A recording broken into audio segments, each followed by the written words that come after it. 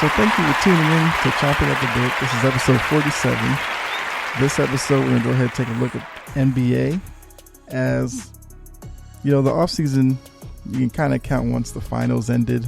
But with the, moratorium on trades and all that stuff being lifted, you know, trades could be agreed upon today.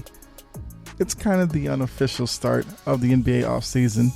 And, you know, with the agreement that the league and the Players Association came up with last week, where they're going to start their season on the 22nd, the offseason becomes even more of a sprint than a marathon as, you know, like I said, trades are allowed starting today.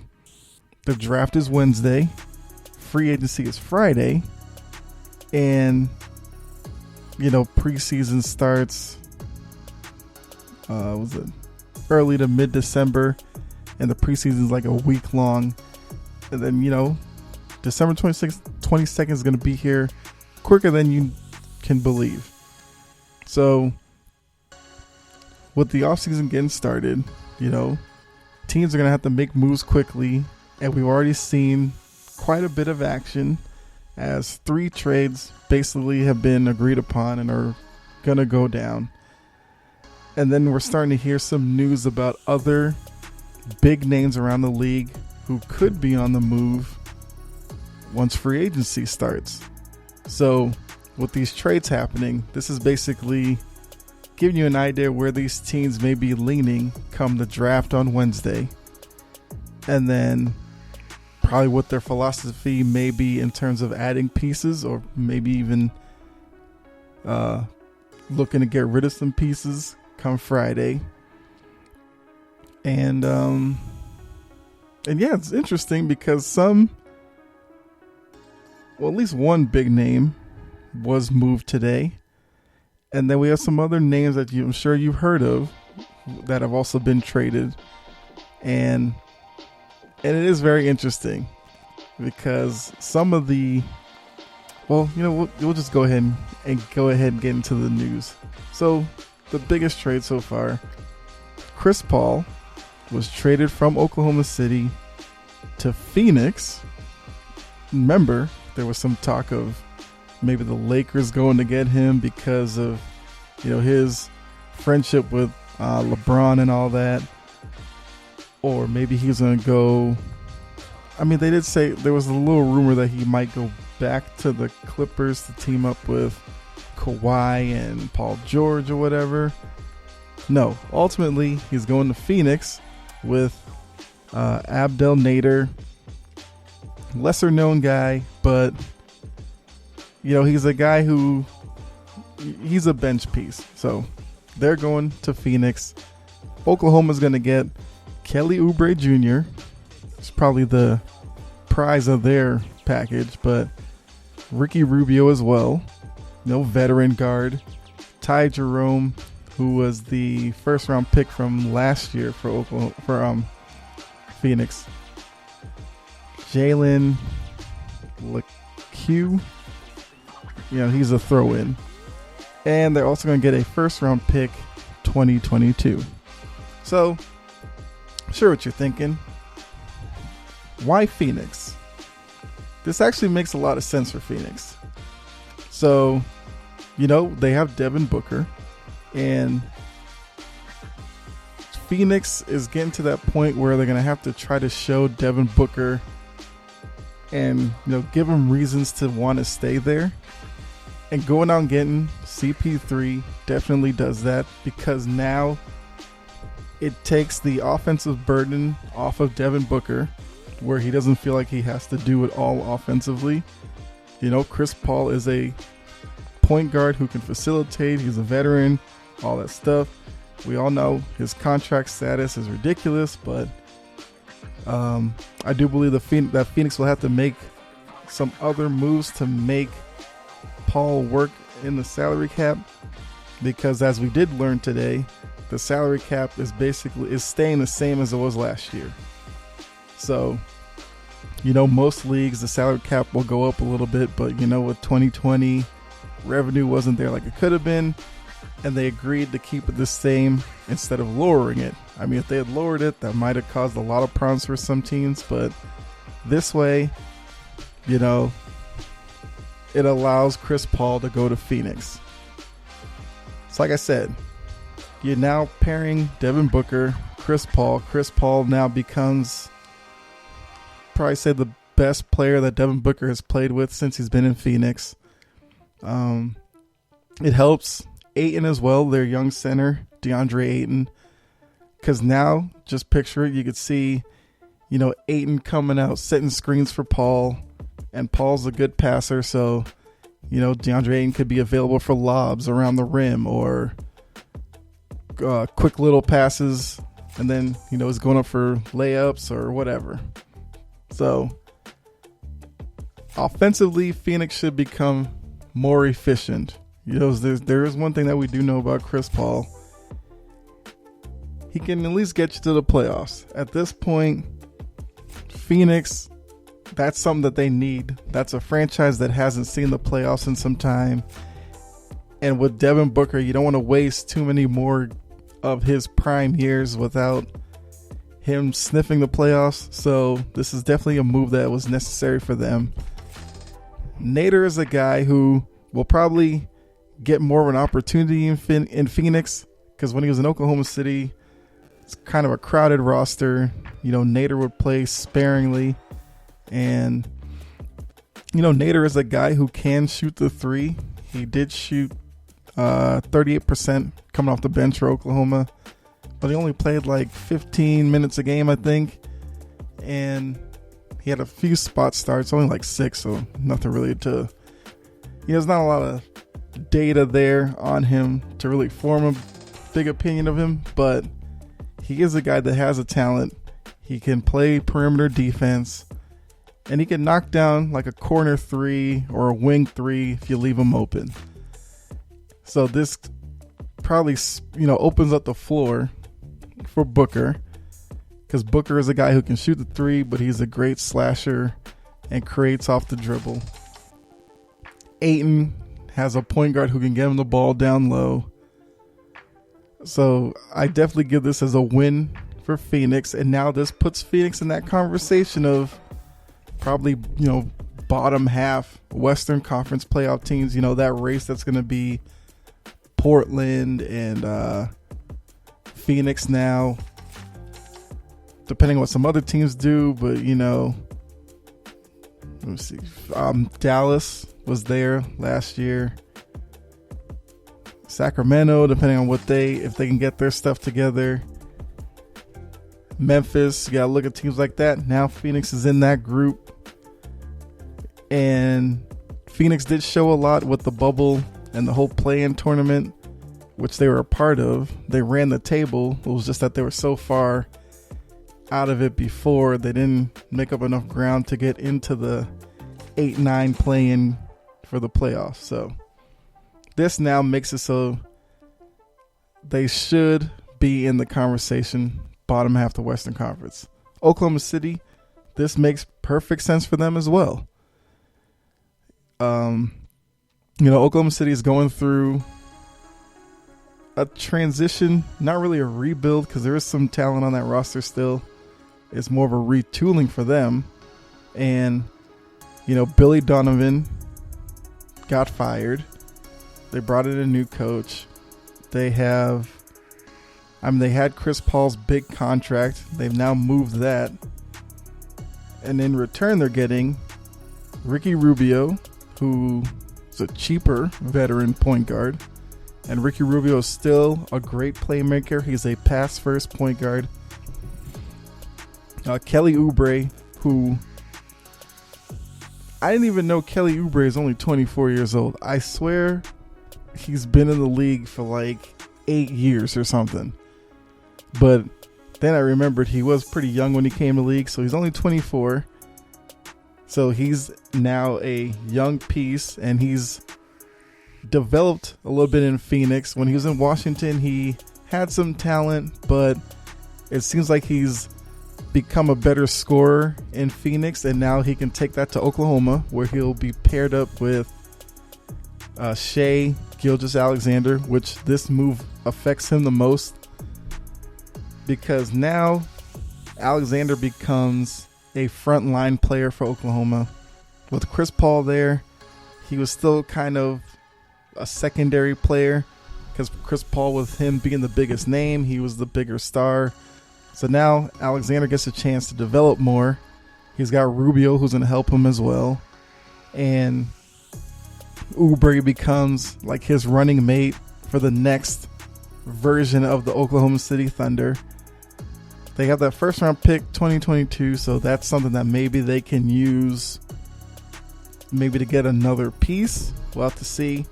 Jerome and LeQ, you might see Ty Jerome. Like I said, he just got drafted last year, so he hasn't really shown a lot yet, but on that roster, it's a young roster, but there are some pieces now that with Chris Paul being moved, I'm wondering, do you trade a Steven Adams now? Danilo Gallinari, does he move on? Something to think about and something to definitely watch, because you figure you get rid of Chris Paul, you're not going to really be the same team you were this year come next year. And you know it's going to be, with this, because guy gets big of a trade and new pieces coming in, there's going to be some time for them to get to know each other, to gel a little bit. I mean, Adams is still pretty young, so it might be up to Adams whether he wants to stay there and kind of, you know, keep going with Alexander and Oubre and the three of them kind of be the squad going forward and get the pieces around them. Gallinari, I feel like Gallinari is probably going to be on the move. I'm sure they can get Gallinari should be able to get them a piece that they can use. So expect to see coming weeks Gallinari's name start popping up in some trade rumors. But like I said, makes sense for Phoenix, and I understand why Oklahoma did it. So I like the move for both teams here. It's definitely a situation where I'd say it's a win-win for both teams. So now, next deal actually involved Oklahoma City. So one name I didn't mention when I was talking about Oklahoma City's future was Dennis Schroeder. He was a guy who with Oklahoma kind of spot started, but he couldn't of course be the regular starter with Chris Paul there. So it is interesting that they moved both of them, as he's now going to the Lakers, and Oklahoma's getting the 28th pick for Wednesday night's draft and Danny Green. Now with Danny Green, interesting to see if he actually stays there or not. I mean, he is a piece that Oklahoma could use. So now you could see Danny Green will be a bench guy there, because I'm assuming Oklahoma, they're going to start. Rubio will probably start at point guard. Gilgeous-Alexander will be the 2 guard. Oubre probably at the 3. Who else on the team? I guess if Gallinari stays, he'll start at the 4, and then Adams at the 5 if he stays. So Green will be your guy off the bench with like Green. There's Nader. They still have Nerlens Noel. So that's like your 8-man rotation there. And then, you know, they have their draft pick. They now have the number 28 pick. So now you're starting to see Oklahoma's going to be definitely a young team next year, unless they come up with some other deal to bring in a piece or so. But right now, we'll just go with this. So moving Schroeder out makes sense. He was on his last year of his deal. He wanted to start, but I mean, I guess he would have had the opportunity to start with Paul gone, but it kind of seemed like Schroeder wanted out of Oklahoma because he wants to get with the team, I guess, to compete.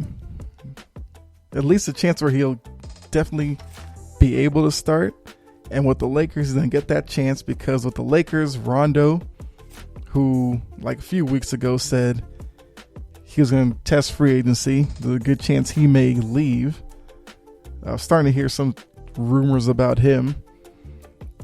But the other piece, Avery Bradley, who opted out of this past season with the whole bubble situation, he's also a free agent.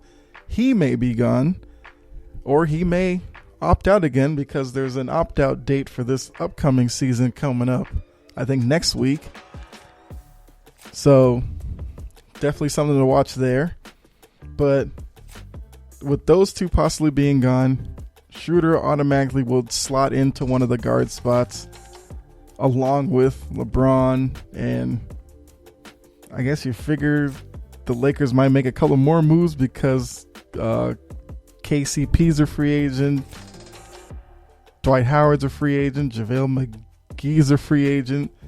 So the Lakers are starting to, I guess, rebuild their team, getting ready for next year. Schroeder's definitely a piece that will help them. He's a guy who can score. He'll give you like 16, 18 points a game and, like 5 assists. He's a decent defender on the perimeter.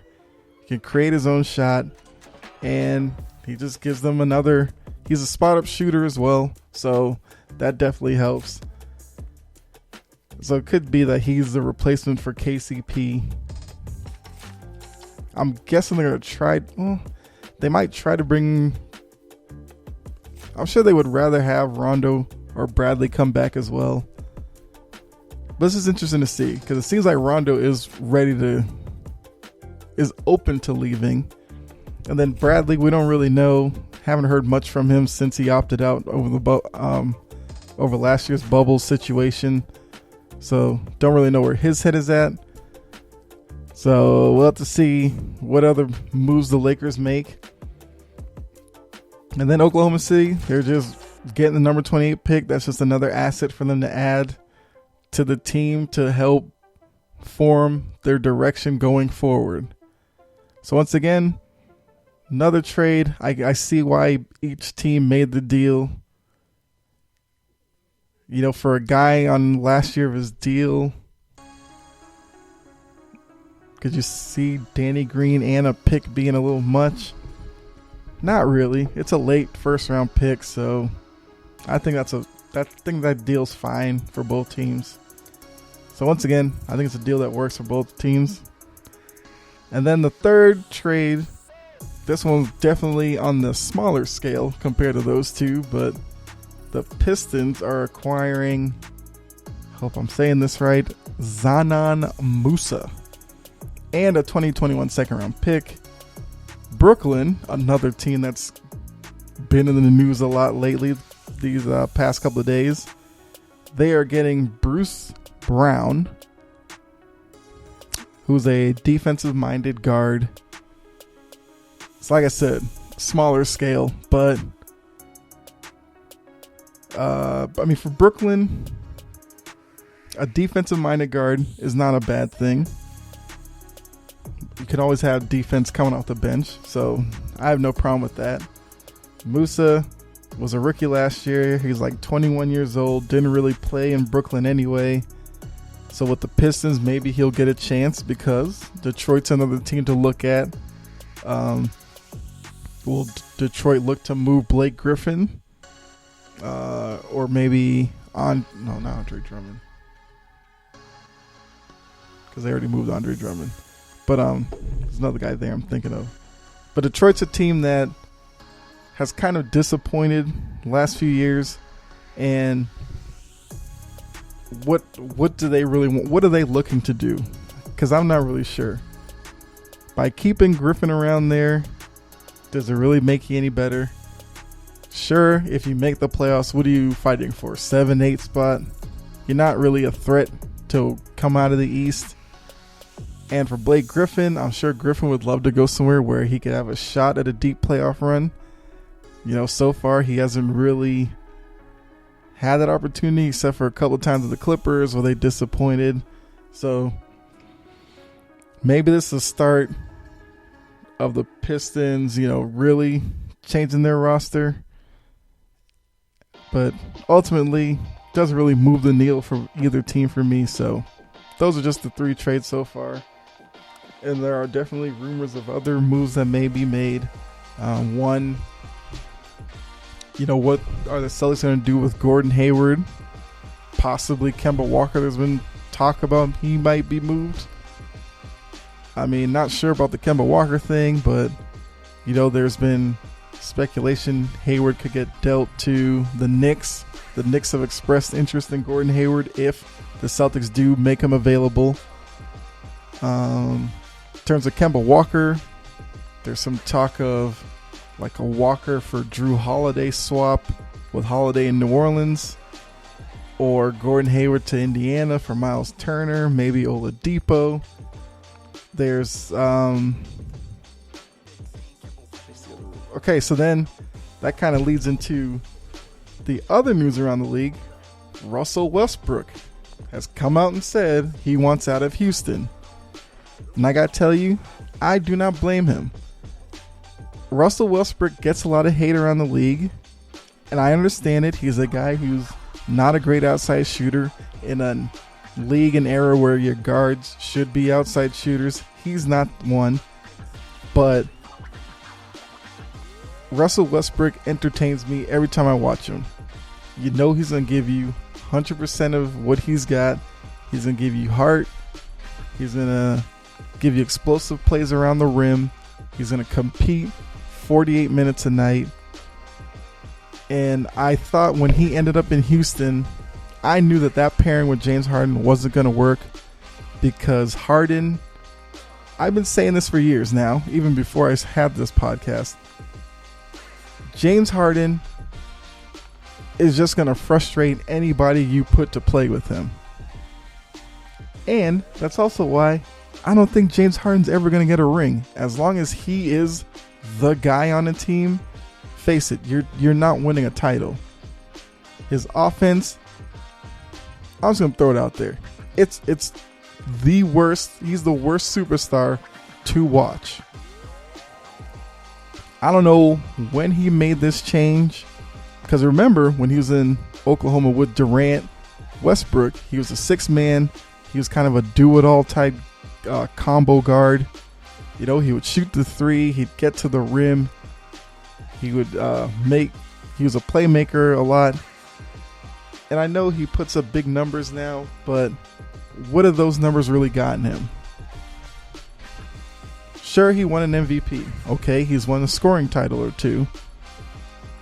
But ultimately, if his main goal is to win a ring, he needs to change how he plays. They put the Rockets on national TV all the time last year. And I don't know about you or any of the Rocket fans out there. Like I've talked to some Rocket fans. A lot of them are ready for a change at this point. I don't blame them, because with the talent of Westbrook and Harden, the struggles that they had on the court were just mind-numbing. So Westbrook, he's done with the whole thing. D'Antoni left there, and I guess Westbrook just got sick of it. So he wants out. Interesting to see where he goes, because there's some rumors as to where he may end up. So Jordan with the Hornets has said he's interested in bringing Westbrook in. I don't really know what kind of package the Hornets could put together to give to the Rockets. I'm sure they'd have to include like Jeremy Lamb.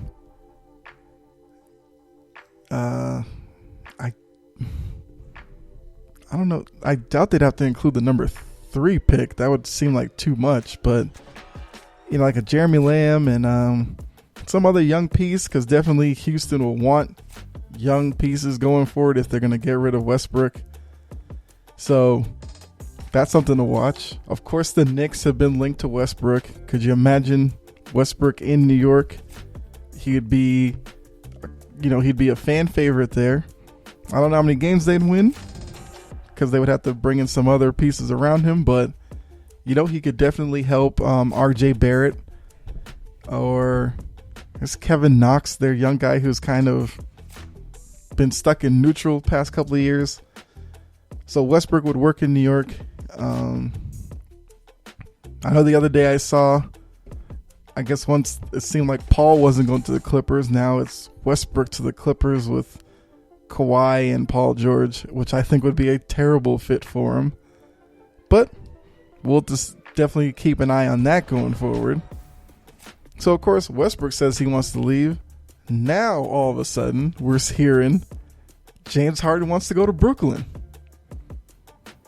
And if I'm Houston, I think Harden has 3 more years left on his crazy deal. So Houston's not really obligated to deal Harden. I could see them get rid of Westbrook. I would see that. Harden, I feel like Harden's just saying this because now Harden's going to jump on the old, I haven't been able to do it by myself. Let me find some super team somewhere, try to get my ring that way. Problem is, I'm sure ESPN and all these other outlets would love to see Harden on Brooklyn. I think that would be the recipe for disaster. Just think of this, right? Durant, Kyrie, Harden. 3 guys who are ball dominant. Out of the 3, I think Durant's probably the one who could play off the ball a little bit. He won't do it all game, but he can at least do it for stretches. Wouldn't be too worried about him. Kyrie, on the other hand, no, that's not going to fly with Kyrie. I've seen it already, He was willing to do it early in his career with LeBron, but once he started becoming a bigger name around the league, what happened there? He started having issues with LeBron, and then he ultimately worked his way out. He got to Boston. When he first got there, he was loving it because the spotlight was all on him. It was all about him. Everybody loved Kyrie. But then when, myself as a Celtic fan and all the other fans started seeing, hey, Jaylen Brown's pretty good. Jason Tatum's an up-and-coming star. They had Terry Rozier and stuff, and the team was looking good. Kyrie started pouting, wanted to leave. They let him go. He's down in Brooklyn now. And when Brooklyn was struggling last year, where was Kyrie? Hurt, chilling on the bench, wasn't even really around the team that much. So now they have Durant there. Kyrie's all invested again. He's loving life. And I think that's because, like I said, Durant's a guy who will defer to Kyrie when he wants to go on his little, streak of dominating the ball, trying to create off the dribble, shooting fadeaways and all that stuff. Durant will let him do that. But do know this. When it comes late in the game, Kyrie better know that it's Durant's ball late in the clock, late in the game, and he better get out of his way. Now you want to throw Harden into that mix? And we've already seen Harden. When Harden isn't involved in the play, what does he do? He stands around with no care in the world. Sure, maybe that works there, but I can already see the same way Harden and Westbrook had their issues in the locker room. Just substitute Westbrook for Kyrie. I can see that happening in Brooklyn. The two of them will argue about something, whether it's Kyrie having to sacrifice shots because Harden becomes a black hole at times, or maybe it becomes something where Durant has to choose, or Harden, Kyrie kind of split the locker room. Durant's caught in the middle. He's got to choose between them.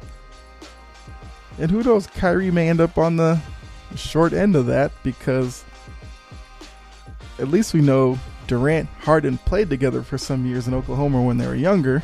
I don't really know how the friendship is and all that. But, Kyrie may end up on his way out if they bring Harden in. So, I'm just saying, if you're a Nets fan, you should probably not want Harden. If you're a Rockets fan, you probably want Harden gone. Because at least if he's there by himself, trust me, Rockets aren't winning anything. They haven't won anything with him there. You might as well move him now, get something for him. So if I'm Houston and if I could get, let's say I could get Brooklyn to offer Spencer Dinwiddie, Karis LeVert, Jared Allen, I will, pack James Harden's bag, buy his first class ticket, send him to Brooklyn. That would be a guaranteed win for Houston. So now you're looking at next year with Dinwiddie, LeVert, Allen. That's 3 starters right there. I think they still have Eric Gordon. Eric Gordon would fit with that group. And, Houston can get reinvigorated with a new group coming in. So Houston has become kind of a, center for the trade market, because whether they trade both, one, none, if they really want to be a glutton for punishment, they could keep the both of them and run it back next year. But I think Westbrook is as good as gone. He seems like the type of guy, if he lets it be known he wants out, he's not going to stop until he gets out. But other news, Anthony Davis opted out of his final year of his contract. Not really saying that's a reason to be shocked at this point, but he's doing it because he wants to seek, of course, another contract. Instead of having the one guaranteed year, get a new deal, another, 4 or 5 years. I'm assuming he's going to re-sign with the Lakers, but now with him opting out, those rumors from before, where they were talking about he's one of those guys who may go back home to play. He's a Chicago kid. Would he go back to the Bulls at this point? The Bulls have some young pieces there. He'd be in the East. That would be interesting, but I do think he's just opting out to get a new deal out of the Lakers. So one thing to watch is if you do see Anthony Davis sign somewhere else, that probably gives you a snapshot into what might happen with LeBron. Because LeBron right now is with the Lakers for, is it 2 more years? And I think LeBron has an opt-out after this upcoming season. So if you see Davis leave, there's probably the notion there that he might understand that LeBron may be looking to go as well. I don't know. Or, just watch AD's situation. Might read a little into what LeBron's plans are for the Lakers. So yeah, like I said, it's been a crazy start to the NBA offseason, and it's just going to get even crazier as the draft is Wednesday. So there's going to be probably some moves happening before then in terms of draft position. Some teams are looking to move up. Some teams at the top have made their pick available. I think Golden State's told everybody we are willing to trade out of the number 2. I think the Hawks are a team that's looking to trade their number 6 pick. The Celtics have been rumored to move up in the draft. So there's a lot going on. And, I will definitely be here to let you guys in on all the big stories. So, I was kind of ready for a slow moving off season. I thought stuff wouldn't happen until the draft, but as we've seen, it's going on now. And I will do, second part to my lead up to the draft, where I'll look at some other prospects and see what's going on. Probably do that for might do that in tomorrow's episode. I know I have to do my NFL recap, which I might do that Wednesday, because I do want to get in another draft episode before the draft on Wednesday. So I'll do that. I'll probably switch the NFL recap to Wednesday this week instead of doing it Tuesday. But it'll go back to Tuesday next week. So with that, I think I pretty much covered all that's gone on in the NBA so far. Like I said, a lot of rumors out there. So I may touch on some more if anything happens tomorrow's episode along with the draft coverage. But yeah, thank you for tuning in. Hope you had fun, enjoyed what you heard. You can give the Facebook page. You can follow the show on its Facebook page, Chompin at the Bit. You can follow the show on Twitter at Chompin Podcast. There's my YouTube channel where you can get the episodes there as well. Also, any of your podcasting platforms, definitely catch the show there. Hit the subscribe button there. Definitely help me out a little bit there. And yeah, so thank you again. And also, you can drop comments as well for topics you want me to cover, or if you agree with me, disagree with me, definitely do that over on Twitter. That way, I do want to interact with you guys. So hit me up there.